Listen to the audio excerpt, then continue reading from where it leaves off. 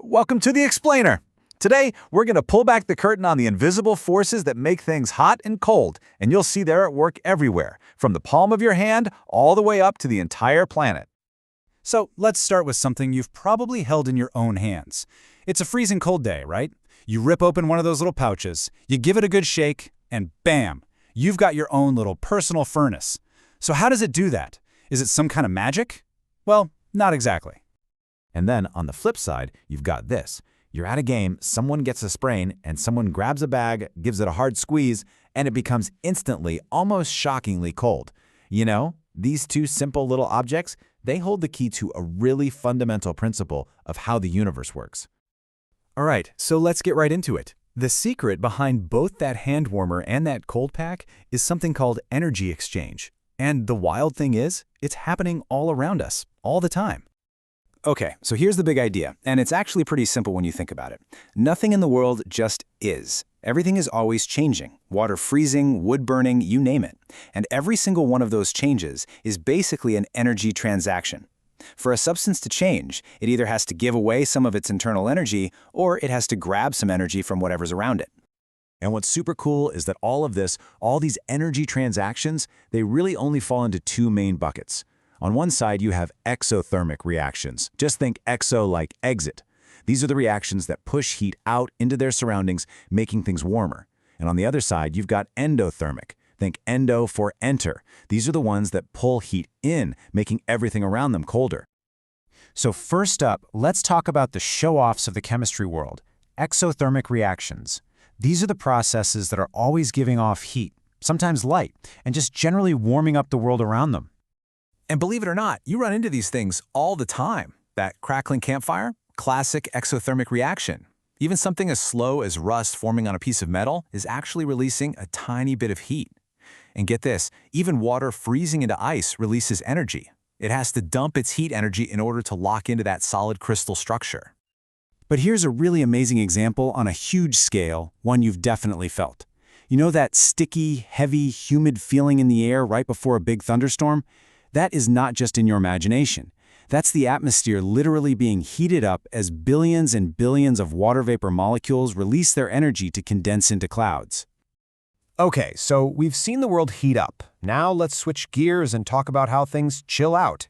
We are now entering the world of endothermic reactions, the ones that are basically heat thieves. These guys are just as common, though maybe a little more subtle.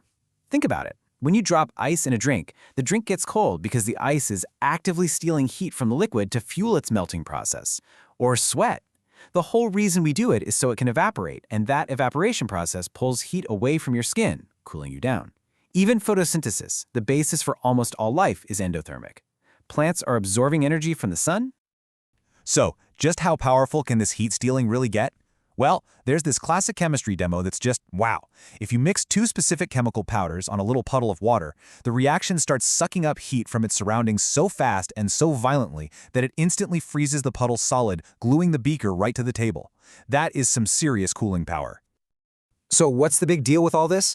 Well, the really crucial part is that once we figured out these basic rules, things that give off heat and things that soak it up, we got really, really clever about putting them to work for us.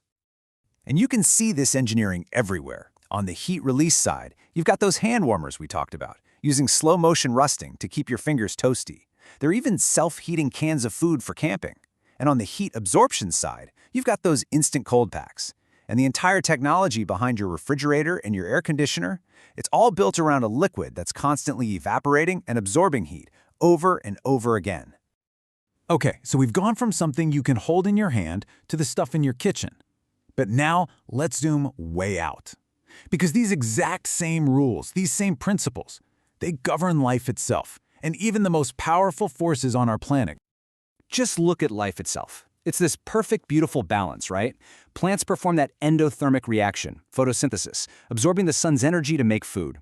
Then, we come along and eat the plants, and our bodies do the opposite, an exothermic reaction, called respiration, which releases that stored energy to power literally everything we do. One process soaks up energy, the other lets it out. It's the engine of life. And for the grand finale, let's talk about something huge. What powers a storm as massive and destructive as a typhoon? Well, believe it or not, it's the exact same principle that made the air feel muggy before that rainstorm. A typhoon is a gigantic heat engine fueled by the absolutely immense amount of exothermic energy that gets released when tons and tons of warm ocean water evaporates and then condenses into clouds. It's a simple energy exchange just on an unbelievable scale. So, when you boil it all down, here's the big takeaway. Our entire world, from a tiny chemical pouch in your pocket to the planet's weather, is locked in this constant, invisible dance of energy. Heat is always moving, either being pushed out or pulled in, and that simple fact drives everything. And that really leaves us with one final question for you. Now that you know the secret, now that you have this new lens to see the world, where are you going to spot it?